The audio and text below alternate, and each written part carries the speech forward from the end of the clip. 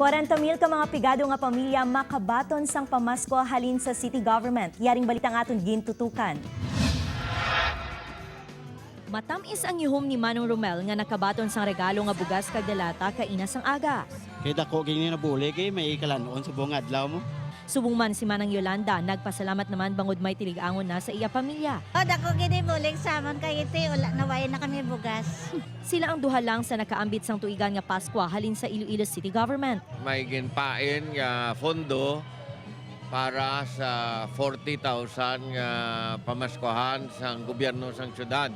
Naghatag sang gamay lang assistance, mga pamahaw, and whatever nga assistance mahatag naton. 5,000 ang nakabaton sang temprano nga regalo kag dugang nga 35,000 pa nga mga benepisyaryo ang hatagan sa buwas. Upod kay Romel Porquia, Zen Kilantang, One Western Visayas. Mga puso, sa subong nga hapon, nakaupo natin live na live sa GMA Iloilo Station ang mga estudyante sa ABE International College. Adrian, isa ini sa paghatag kahigaynan sa aton mga viewers ilabi na mga estudyante nga makaupod naton tag sa kabiyernes. Ini kabahin sa gihapon sa aton handom nga magadulong sang balita kag serbisyo nga mas malapit sa inyo. Aton man nakaupod ang mandirigmang mga awit. Madamo gid nga salamat sa inyo pagpakigbahin sa amon sa bunga hapon.